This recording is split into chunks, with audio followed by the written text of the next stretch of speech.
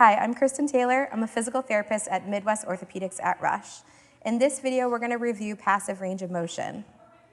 All of your passive range of motion should start the day after surgery.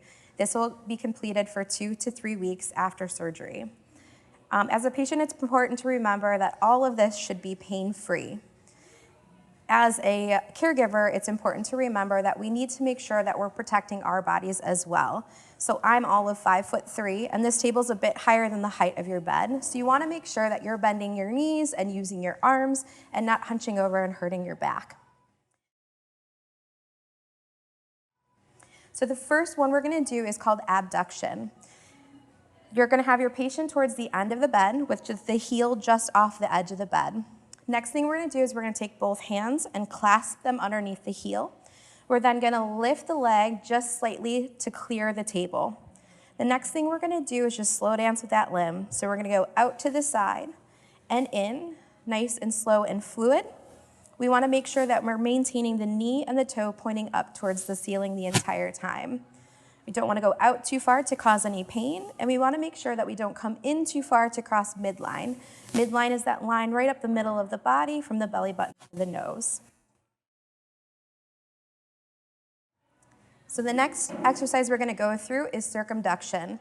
Circumduction is important because it maintains the fluid inside the joint, it avoids the buildup of scar tissue, and it's a pain-relieving motion for the patient.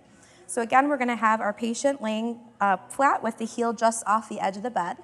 We're going to take both hands, clasp them together underneath the base of the heel, and lift that leg slightly, just enough to clear the edge of the bed. Next thing we're going to do is just a little bicep curl to make a nice fluid circle. So we're going to do this both clockwise and counterclockwise. And we want this to be totally pain-free for the patient. We're going to again keep the knee and the toe pointing up towards the ceiling. And we want it to be slow and fluid. All of these exercises we're going to do 3 times a day. And we want to do approximately 30 repetitions each time. These can be broken into different sets depending on your ability as a caregiver to tolerate the position, but also as the patient is tolerating the pain. The next exercise we're going to go over is flexion. So many of you will have a CPM or continuous passive movement machine, and this will do this exercise for you. In the event that you don't, or that you really want to make sure that your range of motion and your hip doesn't get stiff, you can do this one as well. As a caregiver, this is the hardest one on you, so make sure that you're really focusing on your body mechanics. Remember to squat down, use a wide stance, and use your arms and legs to assist you. So in this position, we're going to want our patient to be as close to the edge of the bed as possible, so the leg is close to us. The next thing we're going to do is we're going to slide our closer hand up underneath the knee and the back of the thigh. Our outside hand is going to go underneath the heel of the foot. The next thing we're going to do is a combination movement where we're bringing the heel towards the bottom as well as the knee towards the chest. So we're just going to slowly bend and bringing that leg up. So you can see I'm moving my body and my arms are supporting him. As a patient, it's really important that you maintain relax during this activity because this one could be painful if you try to assist. We want to keep the hip flexors nice and quiet as a patient during this exercise. During the first 2 to 3 weeks, we have a range of motion limitation of 90 degrees of hip flexion. So we want to be sure that we're not coming up past 90 degrees, which is where that leg is perpendicular to the table. We want this motion to be pain-free. We want to make sure that we're not rotating the limb side to side and that we're not bringing it out towards us. So keep that knee nice and neutral as you're doing this motion.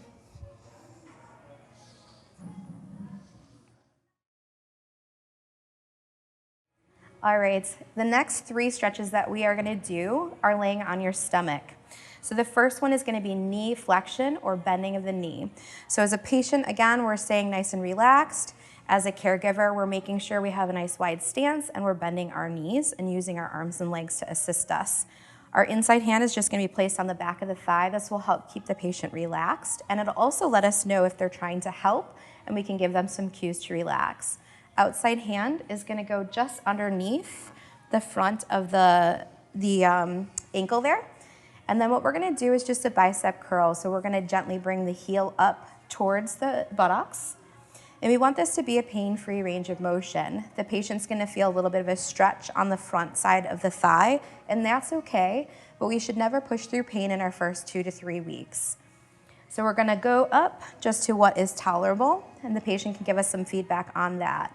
In our first 2 to 3 weeks, we don't wanna pass 90 degrees of knee flexion, and that's straight up and down and perpendicular with the table. The patient will let you know that that's too much of a stretch anyways.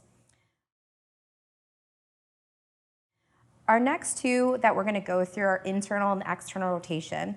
These are the two most difficult on our patient. They're the most painful ranges that we do get into. It's really important that we make sure that we maintain a pain-free range of motion and keep in mind that there's gonna be very little movement occurring here. So we're gonna stay in the same position, our inside hand on the back of the thigh. Our outside hand is gonna go onto the front of the ankle. We'll bring that knee up into a comfortable bend to where they're not feeling too much of a stretch on the front of the thigh. We're then going to do external rotation. External rotation is moving toward the opposite leg, and we want to be gentle with this motion. So as you can see, I'm not doing very much movement here. I'm just pushing that leg away from me just slightly.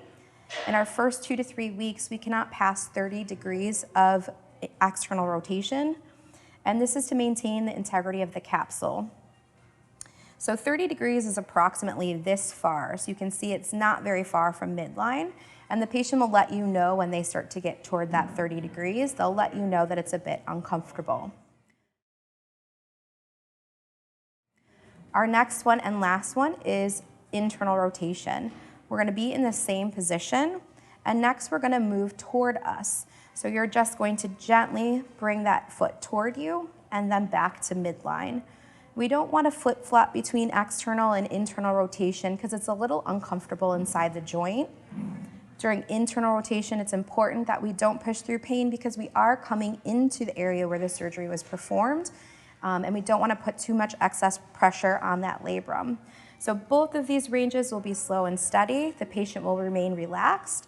We're going to do 30 repetitions 3 times a day.